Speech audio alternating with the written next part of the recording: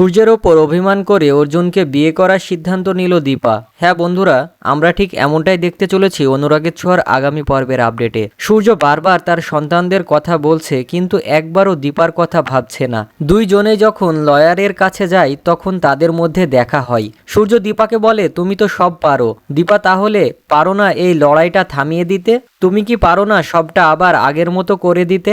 দীপা তখন সূর্যকে বলে, আপনি যদি এই লড়াই থামাতে চান তাহলে কি সবকিছু ভুলে আমাকে আর আমার মেয়েদের নিয়ে অনেক দূরে গিয়ে কোথাও থাকতে পারবেন? কিন্তু দীপার এমন কথায় সূর্য চুপ থাকে, যার কারণে দীপা প্রচন্ড অভিমান হয় এবং সূর্যের জীবন থেকে অনেক দূরে চলে যাওয়ার কথা ভাবে। অপরদিকে সোনারূপা স্কুলে গেলে ম্যাডাম তাদেরকে জানায় স্কুলে অনুষ্ঠান হবে, যেখানে সবার বাবা মাকে নিয়ে আসতে হবে। কিন্তু সূর্য ও দীপা আলাদা থাকায় স্কুলে তাদের বন্ধুরা বলে, তোদের তো ব্রোকেন ফ্যামিলি, তোদের বাবা মাকে কিভাবে অনুষ্ঠানে নিয়ে আসবি?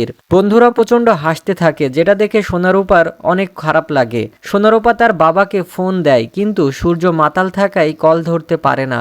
রাস্তা থেকে সোনারূপাকে উর্মি ও অর্জুন বাড়িতে নিয়ে আনে। মেয়েদের এমন অবস্থা দেখে দীপার অনেক খারাপ লাগে। দীপা তাই সেনগুপ্ত বাড়িতে যায় সূর্যের সাথে বোঝাপড়া করতে, কিন্তু সূর্য মাতাল থাকায় লাবণ্য সহ সকলেই দীপাকে আটকাতে থাকে, যেন মাতাল অবস্থায় সূর্য উল্টোপাল্টা কিছু না বলে ফেলে। তবে দীপা কারো কথাই শোনে না, সরাসরি সূর্যের সামনে এসে দাঁড়ায়। দীপা সূর্যকে দোষ দিতে থাকে, যার কারণে সূর্যও রেগে গিয়ে দীপাকে উল্টোপাল্টা কথা বলে ফেলে। দীপা ভীষণ কষ্ট পেয়ে সেনগুপ্ত বাড়ি থেকে চলে যায়। অপরদিকে মেয়েদের অনুষ্ঠানে কাকে নিয়ে যাবে তাও ভাবে দীপা।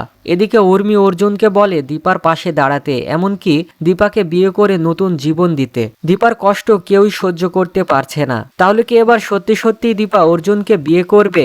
আর যদি ঠিক এমনটাই ঘটে তা দেখতে তোমাদের কেমন লাগবে তা অবশ্যই কমেন্টের মাধ্যমে জানিও। আর ভিডিওটি ভালো লাগলে একটি লাইক দিয়ে আমাদের চ্যানেলটি সাবস্ক্রাইব করে রাখো।